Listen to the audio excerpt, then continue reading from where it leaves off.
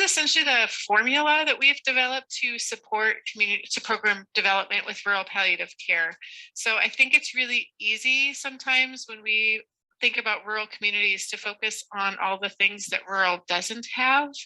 And the approach we've taken is really a capacity-based, strengths-based approach, where we focus on what you do have and then try to connect the dots. So we start with community data and goals and stakeholder input with a community-based team. So encourage all of the relevant players in an individual community to come together and talk about what are their needs and what are their strengths. We align that with national standards and connections to resources. There are national consensus guidelines for quality palliative care, and those guidelines are relevant in rural communities. And then we provide a structured process to help those community teams take that community input and needs, match that with needs, align it with standards, and help process facilitation, planning, and networking across those communities so that each of the participating communities ends up with a custom designed community-based rural palliative care program that was based on the needs in their community and the resources in their community. So rather than us coming in and telling you that you need to have a full-time nurse do this and a social worker do that and a chaplain do that, it's much more, what do you have in your community? What are the needs? How do you put that together in a way that makes sense and provides the support that's needed in your community? Next slide, please.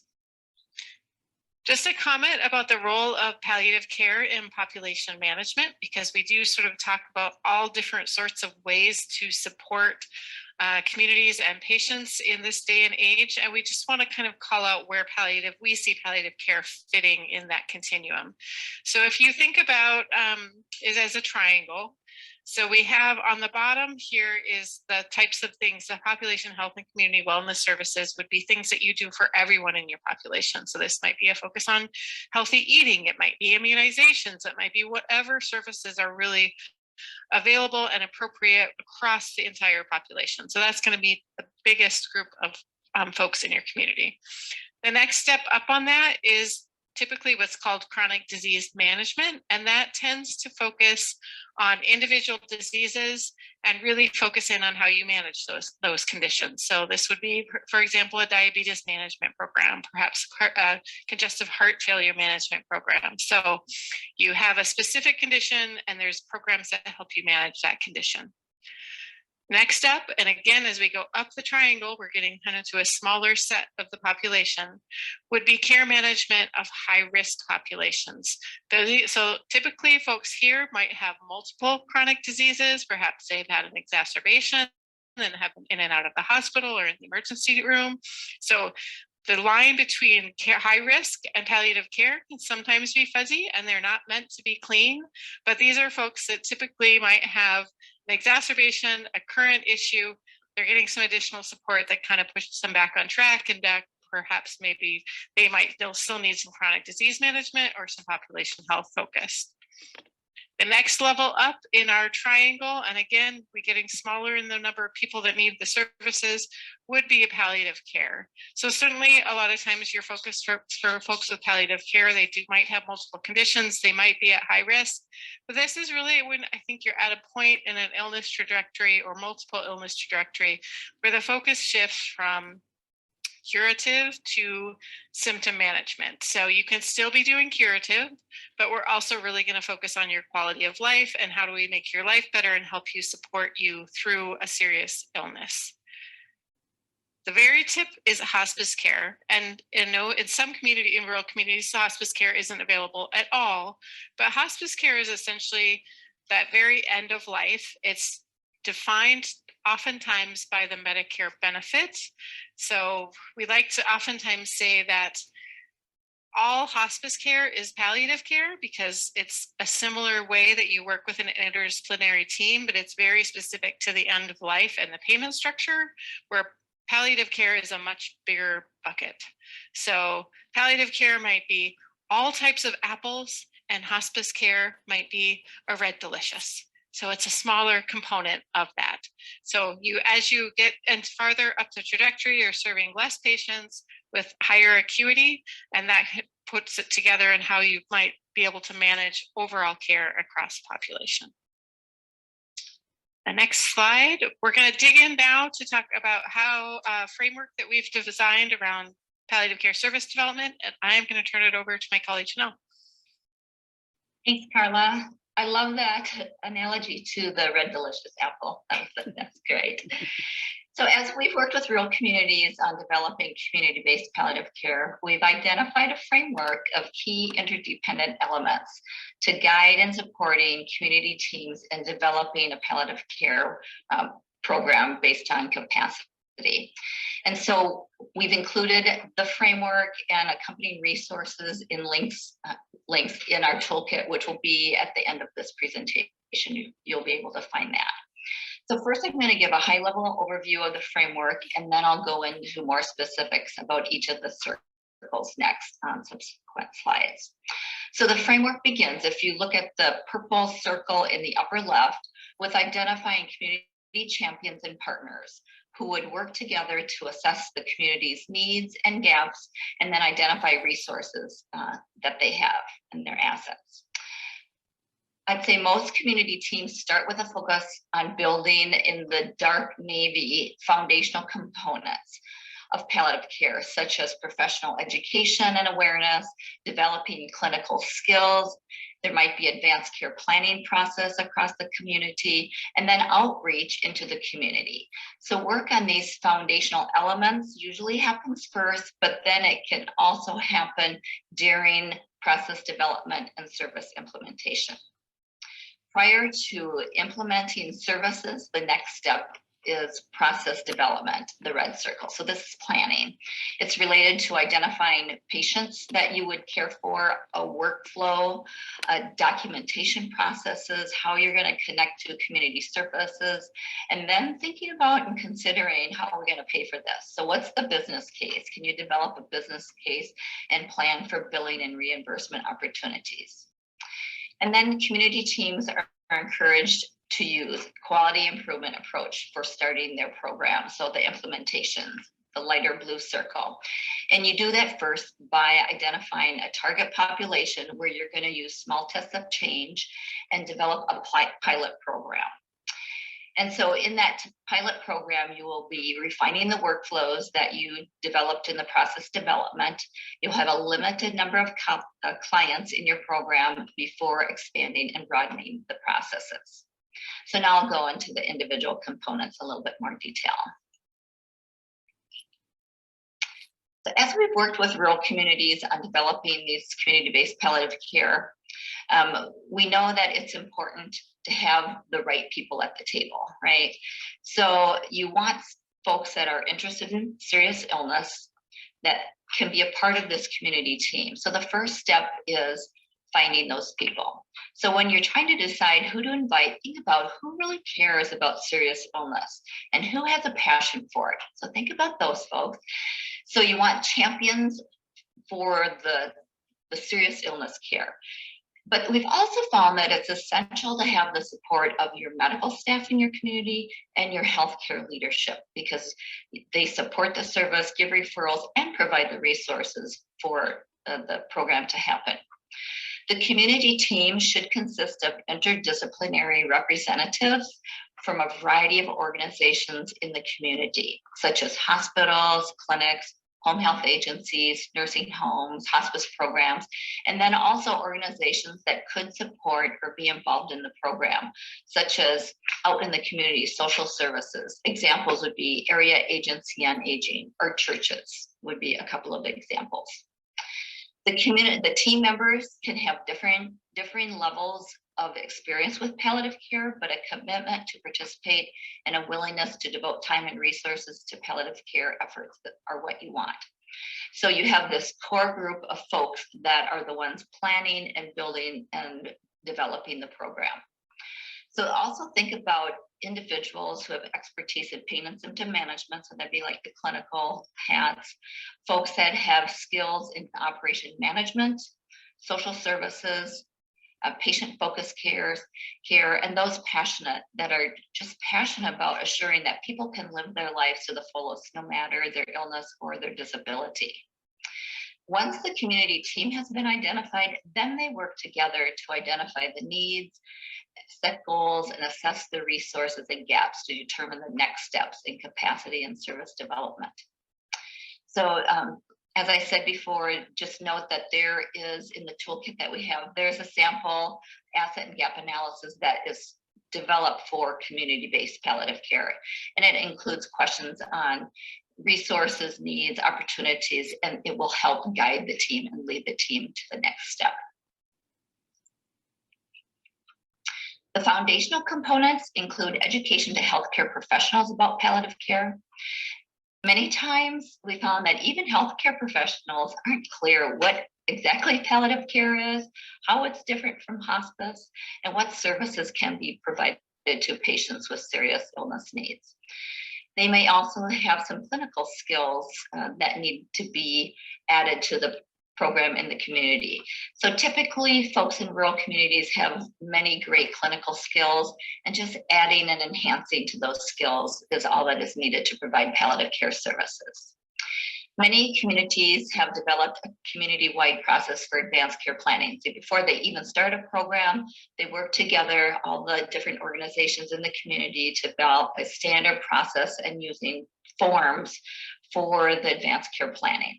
So if you're in the nursing home or your assisted living or the hospital, the standard form is used throughout. And then to develop a process, because you want to be able to develop documentation and communication standards so you can find the forms and discussions when you need them. And there are a lot of national tools and resources for both professional education and advanced care planning programs. And then you want your community at large to have awareness of palliative care in the programs you're developing. So palliative is not a word that's in, I'd say, the everyday person's language. So just even learning about palliative care, palliative, and what it means and what it's going to mean to the community. Many palliative care teams that we worked with have done community presentations to groups such as the local ministerial or service organizations like the Rotary Club or Kiwanis. Others have done booths at local health fairs or community fairs or county fairs just to get the awareness out for folks. So these foundational components, they often occur concurrently with the process development and service development. So you're kind of doing it all the time, and then are ongoing part of palliative care services. So it's not a once and done component. The next circle is process development. So this is developing the processes and workflows for the services you plan to offer. So this is like the planning stage. It includes determining how you're going to identify patients appropriate for palliative care referrals. And there are a variety of ways to determine this. Some programs use a scoring tool based on disease conditions or functional status, and there are standard assessment tools for this purpose. Other programs simply ask the surprise question. Maybe you've heard of it. Would you be surprised if this patient died in the next year or two? That question would spur a palliative care consult. Or maybe you might identify folks that are having symptom management issues or family support problems. They need planning for goals of care. Maybe they are frequent users of the emergency department. So this step is getting ready to provide palliative care services. So finding or developing assessment and documentation tools for medical, nursing care, social support, and spiritual needs is a part of this step. You also need to decide, well, who will coordinate the program and how will the logistics actually work? Like, how do you do a referral and who goes when and those kind of details. That's in this planning phase. You will also want to develop processes and ensure you can connect patients and families to community services and supports, because in a community-based program, you are utilizing the folks not just in, say, the hospital, for example. So such as home delivered meals or transportation or any number of community services that are available. And then finally, you will want to develop a business case for the program, thinking about how you will bill and how expenses will be covered.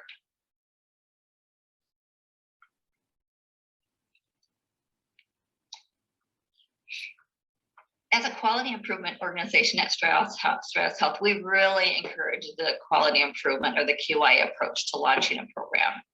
And this is the part I love about quality improvement, is this first one where you do a pilot program. It seems like it takes the stress off, where I'm just doing a pilot. So for a pilot program, you identify a target population that you want to start with.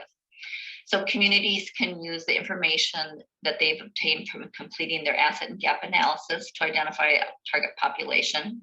Or it might be you have a really engaged physician on your team and you want to take referrals from that person because they're willing to try out the new processes. Some of the common target populations for pilot programs in initiatives that we've been leading have been a physician or a staff referred patients for complex care. So they're patients that have complex care needs and they want some help with it, so they would refer those. Or there might be patients in the community that are actually hospice eligible, but for one reason or another, they decline hospice. They would be a good choice for palliative care. We've had programs that just started with their infusion therapy patients, or maybe picking a particular diagnosis, such as congestive heart failure. Also, what there are requests for inpatient consults for goals of care conversations and symptom management might be another trigger for who you'd want to target in that pilot. So starting a target population in a pilot program is you get to test what you worked in the process. So you test the workflows, you test the processes, you see how things are working. Data collection is a part of this. So you can see what's working and what's not. And then as your pilot program is refined, you then can expand and broaden your services by selecting additional patient populations or maybe providing different services to settings in your community. So this is the framework again, but just kind of a reminder that the framework is circular and it's ongoing. So you can see the arrows that show that things are just continuing to go. So you continue to add champions and partners and community members as you find out about them or they find out about your program. And you continue to assess your community needs. You also continue with education. There will be staff turnover or new people on the healthcare professional side. Reaching out to the community is also ongoing. And then just continue to refine your processes and as your program delivery evolves. Since community-based palliative care is about community capacity, as Carla mentioned, programs include what is available for particular communities. So we've noticed that there is quite a variety in the way programs are structured. So this table is from some of the first programs, about the first 25 programs in Minnesota. And I just want to talk about a few of the variations. So when you look at methods of service delivery, this is where does the service actually happen? So many of our programs first started out by offering palliative care through their home care. So that's what home visits are. Or some also went outpatient through clinic appointments. We had several communities that worked through the nursing home. So have the IDT or interdisciplinary team meet with nursing homes and care for patients right in the nursing home setting. There might be inpatient consultation for somebody that's having trouble with symptom management. Also, programs did telephonic case management. And we even had a community in the northern part of the state where they had a tremendous volunteers service in their community. And so they utilized their volunteers a lot, and their program was based on that. Interdisciplinary team, all the teams typically had physician or provider level social work and nursing. But then depending on what was available in the community, you bring on other folks. So one of our communities was lucky enough to have an advanced practice nurse in psychiatry, so they were a part of their palliative care team. Patient focus, I already talked about that. And then coordinating staff. I would say typically what we've seen is it's most typically a registered nurse or a social work that coordinates the program, but it could be any number of these or other folks as well. We've also learned that there's a continuum of team development. And so this diagram shows the development as being categorized in 3 stages. So you start with like building, evolving, and then thriving. And we look at the different teams or components across that continuum. So for example, palliative care leadership, what does it look like when it's just forming or building? And then as that builds, you can see it moves through up to thriving. Advanced care planning process, and we're thinking of across the continuum or in the community. The clinical team itself with palliative care skills, having an interdisciplinary team. Care coordination, collaboration with community services and supports, that evolves as well. And then community awareness of palliative care. So the community at large, when they're first hear about palliative care, what does that mean through when they're thriving? And there is a link on this slide that you can get to see this document in a PDF, larger version as well. So that's what I have, and I'm going to hand it back over to my colleague, Carla. Thanks, Chanel. So I get to talk about the money, which is on the next slide. We pulled together this resource. We actually did a handful of focus groups with rural programs to try to understand what their business case was. My original vision was that we would come out with a nice roadmap for how people could finance their programs, and then quickly recognize that if there was a clear roadmap, everybody would be doing it. So there's not a clear roadmap, but there are several strategies that are in place. So I think we're going to start on the bottom here. And I think certainly we recognized across the programs that we've talked to and continue to talk to is that there's an underlying value to offering palliative care in rural communities through this community-based infrastructure. It really is just sort of the right thing to do. But then there's improved quality of care and quality of life. There's increased likelihood for patients to be able to continue to receive patients in your community. It increases patient and family caregiver satisfaction. It supports clinician and staff satisfaction and resiliency. And it can actually, depending on who your program is structured, help reduce physician or clinician stress, because they know that there's a team that's going to help support some of those complex patients. So there's all sorts of sort of underlying value-based reasons to be looking at a palliative care program. But if you're the person who has to balance the books and take money in and spend money out, those don't always add up. So there are actually some more financial type strategies that we heard, and it was typically a mix of these. So the first is that there is some billing and more traditional reimbursement things that you can put into place. This isn't typically enough to completely offset costs, but it will help. You can bill for provider visits. And in some situations, you can also bill for social works, MSW visits using E&M codes.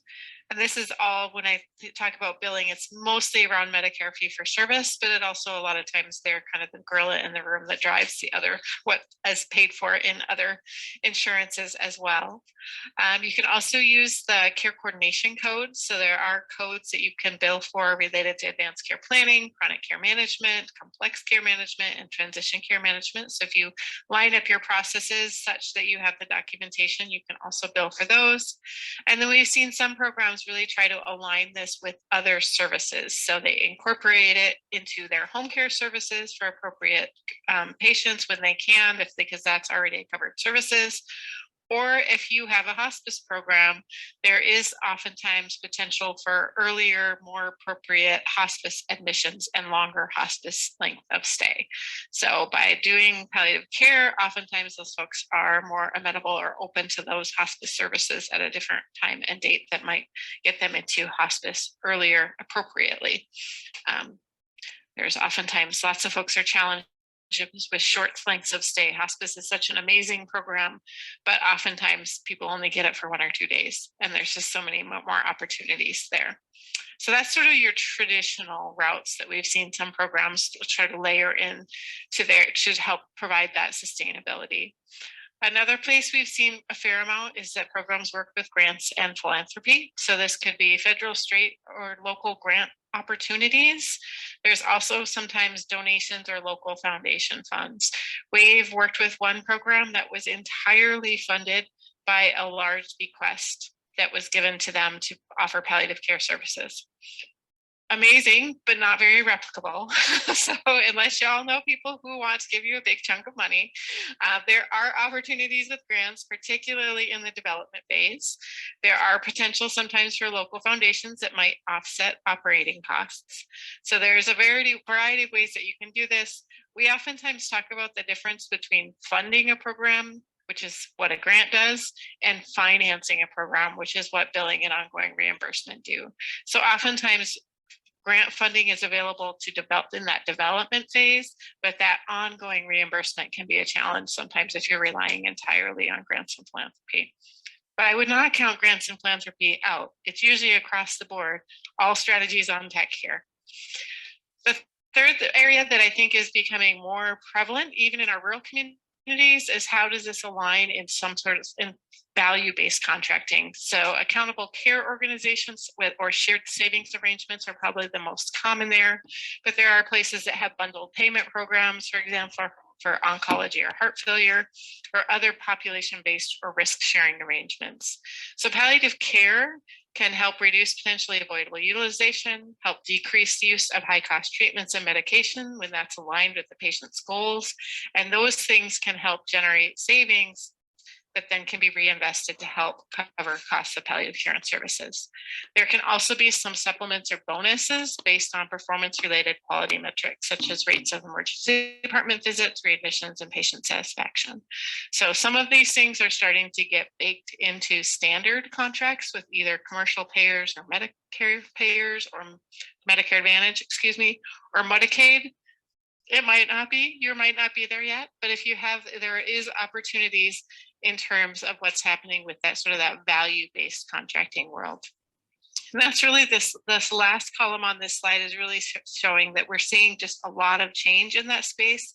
So there's emerging opportunities.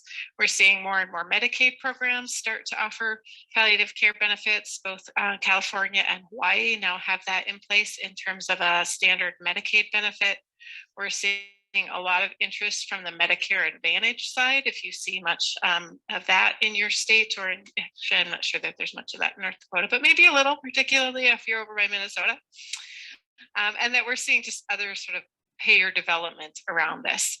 There are some national programs, value-based programs. CHART is one that is available for a small number of limited rural communities, but we really encourage and advocate for development of palliative care reimbursement office options that will be similar across payers, so that what you have to do isn't different for Medicaid and for commercial, and the 3 commercial plans are all asking for something different. So that's one of the things that we've really been encouraging, is that we need reimbursement options in addition to the value-based care focus, but ideally we get those to align across payers. So I know in Minnesota, we actually have a handful of payers that will do reimbursement for palliative care visits based on any type of discipline. So the chaplain would get paid, the social worker would get paid for those visits. But for some of our programs, they don't jump through the hoops to get paid because they only see a handful of patients from that individual payer. Mm-hmm. So we need to kind of get that lined up across the board. All right, next slide, Nancy. So Janelle and I have a lot of years worth of work that we wanted to share with you guys today. There's actually just a ton of tools and resources. Janelle referenced our toolkit that will take you through each section of that framework. There's supporting resources in each area. We have a project brief and a detailed evaluation report about the work that has happened, talking about kind of what that looked like and the lessons learned. We actually were able to publish a journal article that also took another look at the way that this worked. And then we finally we have a sustainability strategy. So that graphic that I just talked through, there's a whole guide that goes with that. So that's the big picture. There's resources and more information on each of those areas in that guide. And then of course there is a link to the North Dakota work here as well. All right, we can just give you a brief overview of Unity, and we're just going to talk about the journey that we've been on with under Nancy's guidance on our towards palliative care. So Unity, we are state state regulated, and we have 14 beds in our medical center. We also have 2 family practice clinics, one in Grafton and one in Park River. They're 15 miles apart, and we do share resources between the hospital and clinic. Unity Medical Center is a nonprofit 501c3, and we employ around 150 employees between the 2, between Grafton and Park River, and we're rapidly growing. So it's an exciting time to start something new. Next slide, please. Through our partnership with Nancy in the Center for Rural Health, we learned about this awesome opportunity to improve palliative care offerings for our patients. We're so lucky here at Unity that we have a lot of people interested in promoting palliative care within our facility and also within the community. They've been doing this work out in the community for years, and we really just want to expand that, what they've been doing. So this made the partnership with the Center for Rural Health really easy and exciting, because we're all very dedicated to it. So these are the steps outlined for us from the beginning when we signed up, and we're put under Nancy's care. Next slide. All right, so we got together as a group internally. We formed a small group here at Unity, and we completed an asset and gap analysis. And if this is something you haven't done, I highly recommend it. It's very eye-opening. We looked at all the services that we already have available in the community from the list given here on the slide. And then we found that in our small community, we had people and resources that could offer many of the services, but they were not necessarily formed companies or, you know, sanctioned groups that were equipped to handle the scale of the patient demand. And it was also very interesting to note that as a group, these things meant different things to different individuals. So like transportation might mean one thing to me and another thing to Kelly. Same with respite care. So it was very interesting to discuss this as a group and unify as we move forward. Next slide, please. Next, we looked at the expertise and experience available from our healthcare teams.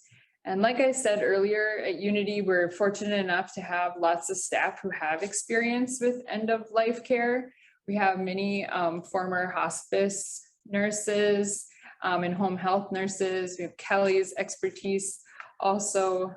So having this experience allowed our team to be very open to growing a palliative care team, and also looking at how we educate our new workforce on how to care for that whole person, how to make ethical decisions and support our patients and their families and their friends when they go through difficult situations.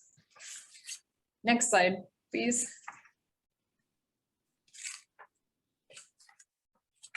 All right, we knew right away going into this that there was new staff that didn't understand the difference between comfort care, palliative care, hospice, and home health. Again, there's many different terms, and I love the apple analogy that they used earlier. That was really great. So we knew that there was an opportunity to educate the community on these services. So we brought in partners from the community to join us on our group, so that we can all get on the same page and address those education gaps in an effort to improve the care in the community. Next slide, please.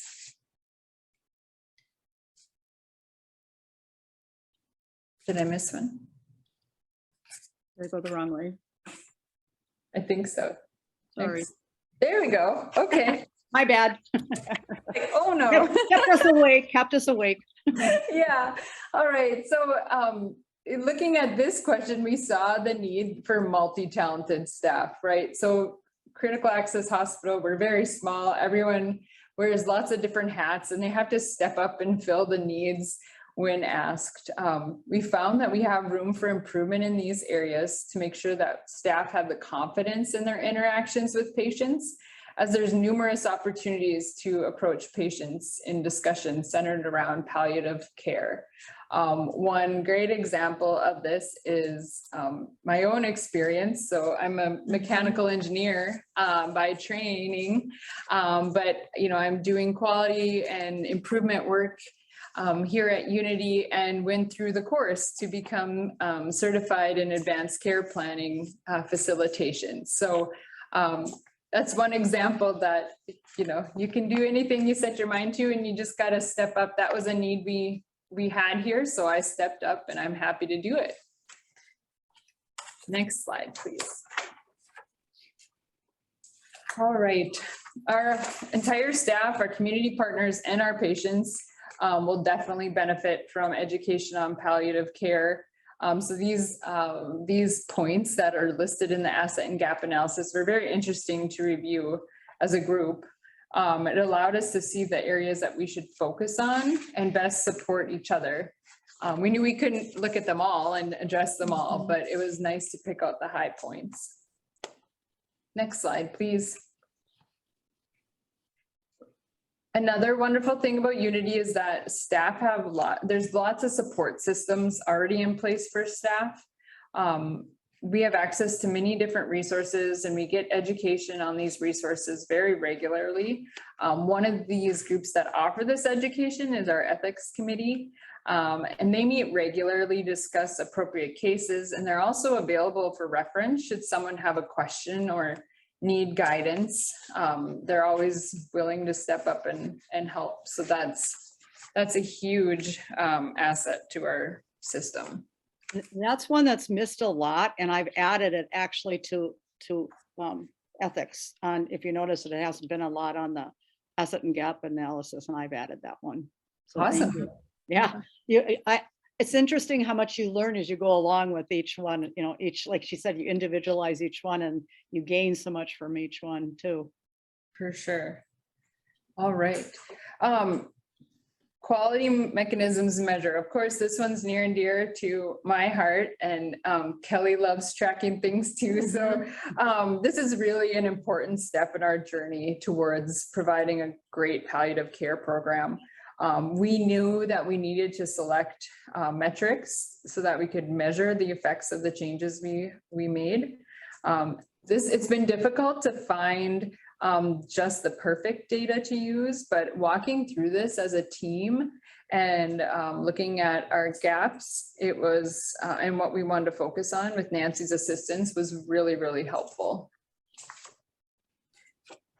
Next slide, please. All right, well, this is the final question, and it reviewed barriers that may exist and affect palliative care offerings.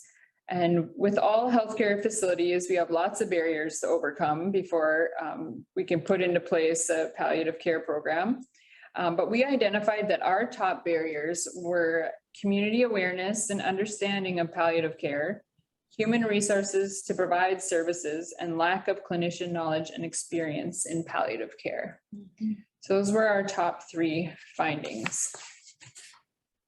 Next slide, please. So we submitted our asset and gap analysis that our small group did, and then we invited members from the community, like I said, to come and join our group and focus on what we are going to work on moving forward. We presented them with our asset and gap analysis and talked about the findings. Then we did the SWOT analysis under Nancy's leadership, and people really enjoyed it. It was very interesting to see the similarities and what people really, the top really stood out. And it was interesting to see what people thought were opportunities, threats, weaknesses. And there were 2 or 3 different groups, and it was interesting to see what shook out of those. And I found it was interesting that they crossed over, that it was a strength, but sometimes it was a weakness or opportunity. It was interesting, that part too. For sure. Again, it's like different different perspectives. Really, really, it's good to bring lots of people together because you get all those perspectives. All right, next slide, please. So action plan. Nancy, I think this is your favorite part, right? My favorite, absolutely my favorite. We love these action No. plans. Yes, so we use the SWOT analysis to drive our action plan development. So we looked at what we knew we could achieve with our strengths, and then what some of our weaknesses were that we'd have to overcome. The group really liked this activity too, and they were all appreciative of having clear set goals to work on. Unfortunately, COVID protocols, putting a limit on meetings and that type of thing, and staff illnesses and community events delayed our plans, but we are still moving forward with the changes that we recommended. Some of our action plan goals included offering regular staff education about advanced care planning, providing staff training on palliative care, establishing a chronic care management clinic, and increasing the amount of advanced care plans entered into our patients' charts. We're happy to report that we are working on most of those. We just had, we continue to meet our objectives. We've combined our palliative care group with our ethics committee, actually, and so we're meeting together as a group, and which has been huge. It's been really nice. Yeah, it's a great collaboration. We've set the goal to meet internally as a group quarterly, and then we also plan to have 2 meetings at least a year with a larger community group. We had one last month where we all took a course from Pastor Mark Ellingson on ethical decision making. So that was really nice to open that up to the community so that we're all on the same page as well. So we're going to continue to meet as we address these goals established by our big group. Our key takeaways, and we're going to have Q&A in just a minute, but I just wanted to really plant the seed that, there really are certain steps, and everything that you've seen today are on those resources that that Carla and Janelle shared. And so they're right at your fingertips. You don't have to reinvent the wheel, which is so helpful. And that development and real moves from building to evolving and thriving. I love that one where it kind of goes, here are your blocks, your things to your stepping stones, and here's how you move across it. But the sustainability, as she said, that's going to be ongoing. It's not a magic wand thing, and trying to use all of them for rural community-based programs. So it includes, and she talked about how it's the funding financing. I really like how she mentioned that with billing, the grants, philanthropy, the ACOs, and definitely now with the value-based team approach. In critical access hospitals, you have so much going on. How did you determine that the pursuit of looking at a palliative community-based program, how'd you come to that? I'm interested.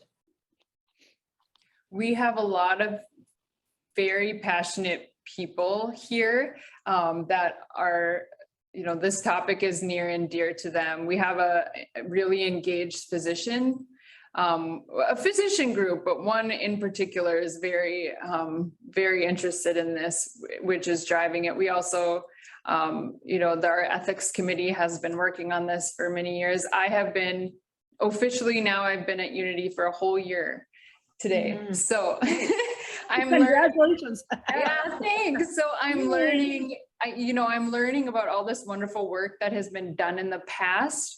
I think it's just a matter of, we heard of these passions. We had Nancy's guidance to help us put things in order. And that's really what made it take off. We have 2 home care nurses that came on board that had done home care for years, and one is now doing chronic care and is taking the course.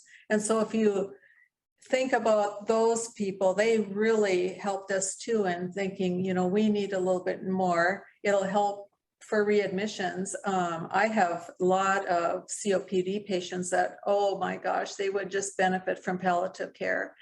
And I think moving forward, we have a lot of rural people that could go for that and use this program. they aren't able to. This isn't like Grand Forks even, you know, you can't, there isn't as much services here per se. It's not as easy for them. So I think we can help our community a lot with palliative care and our patients. Yeah, so I mean, in summary, I think we looked at all of the things that we looked at our action plan and our asset and gap analysis. And even before that, we were looking at, readmissions over here and, ways needs to improve in the clinic and what we could do at discharge and all of those things. And the one key piece that kept ringing true was, man, palliative care would really help solve this. So we do have our chronic care management clinic up and running. It's been a huge asset. And so we're excited to have those two team up with, our ethics group and keep this moving along.